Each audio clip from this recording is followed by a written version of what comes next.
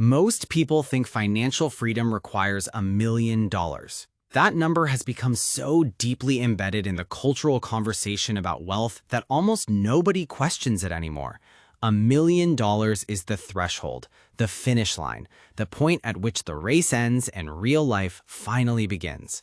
It shows up in retirement calculators, in personal finance books, in motivational content across every platform. And because everyone repeats it, almost everyone believes it. The problem is that almost nobody has actually done the math. When you do the math, a completely different number appears, and that number changes everything about how you think about work, time, and what is actually possible for you. Here's what the math actually says. There's a concept in financial planning called the safe withdrawal rate. It is the percentage of an investment portfolio that you can withdraw each year without your portfolio declining over a 30-year period. The most widely cited research on this comes from the Trinity study, which analyzed historical market data across multiple decades of booms, crashes, recessions, and periods of high inflation. The conclusion was clear. A 4% annual withdrawal rate is sustainable across almost all historical market scenarios. 4%. That is the number that changes the conversation entirely. What does 4% mean in practice? If you have $500,000 invested in a diversified index fund portfolio, you can withdraw $20,000 per year without ever touching the principal. The market's long-term historical return of 7 to 10% annually, after accounting for inflation, covers your withdrawal and keeps the portfolio whole. Your money is not running out. It is regenerating itself. And in most historical simulations, a portfolio managed at the 4% rate does not simply survive 30 years, it grows.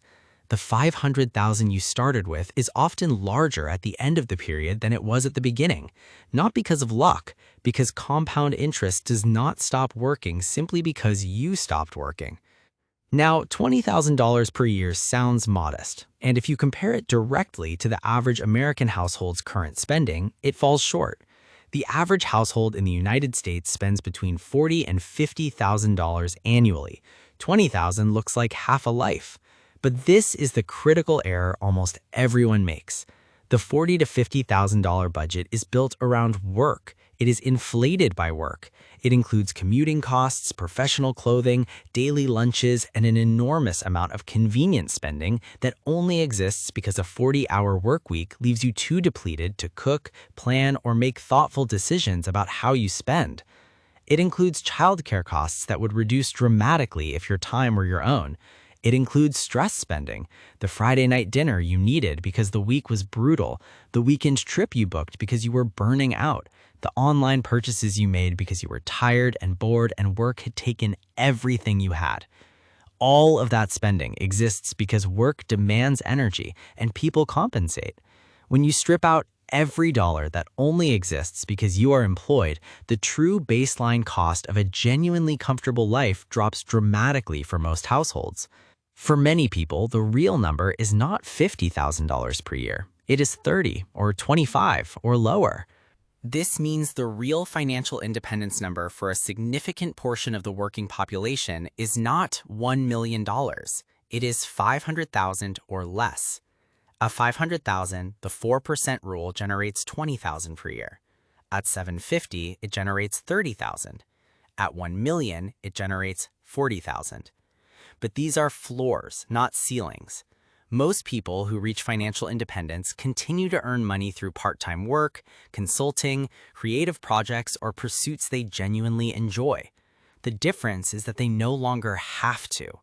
Work becomes a choice rather than a requirement, and that single shift transforms the entire experience of it.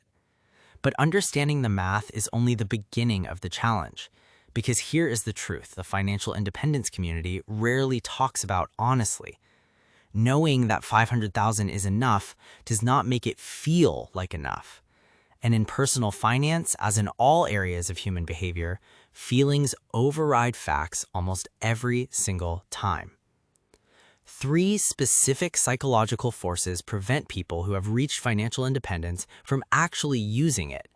And if you do not understand these forces before you reach the number, you will find yourself moving the goalpost instead of crossing the finish line. The first psychological force is identity. For most people, work is not simply income, it is who they are. They introduce themselves by what they do. They measure their value by their output, their role, their title, their impact on an organization.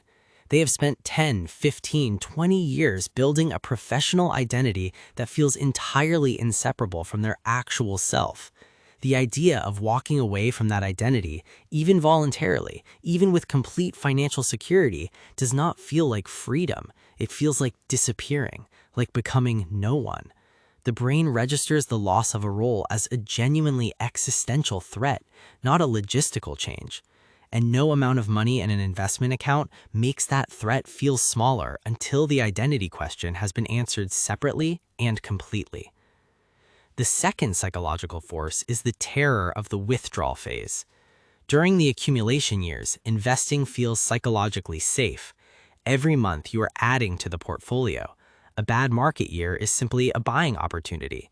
The long-term trend is always upward. You can absorb volatility because new contributions are always coming. But once you stop working and start withdrawing, everything reverses. A bad market year is no longer an opportunity. It is your actual income declining in real time. Every red month triggers the same alarm response as a genuine financial emergency, even when the portfolio is mathematically sound. The 4% rule holds across 30-year historical periods. Your nervous system processes a 15% market drawdown as if the money is simply gone. The emotional experience of the withdrawal phase is completely different from the emotional experience of the accumulation phase, and almost nobody prepares for that difference before they arrive at it. The third psychological force is the moving goalpost. This may be the most damaging of all. People set a target number, they work toward it consistently for years, they approach it, and then the target moves. 500,000 becomes 600,000. 600 becomes 800. 800 becomes a million. The justifications always sound reasonable. Inflation concerns, changing circumstances, wanting an extra buffer. But the underlying reason is almost never financial. It is that the target was never really about the number. It was about the sense of safety and structure that work provides, the schedule, the identity, the feeling of being needed and useful and part of something. No number is large enough to replace those things, so the goalpost keeps moving until the person either confronts that reality directly or abandons the goal entirely and concludes that financial independence was never really possible for someone like them. Understanding these three forces is what separates the people who actually reach financial independence from the people who talk about it for decades without ever arriving. The financial work is specific and achievable. The psychological work is harder and far less discussed. So what does the preparation actually look like?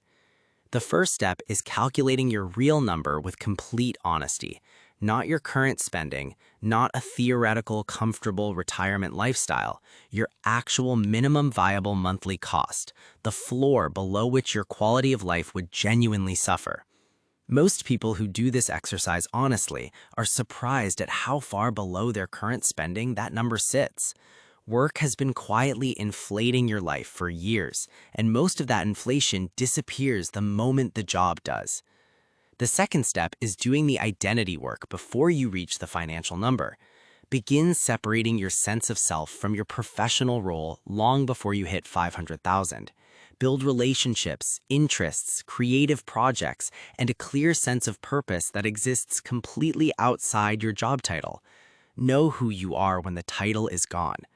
The people who transition into financial independence successfully almost always began answering that question years before they had the financial ability to leave.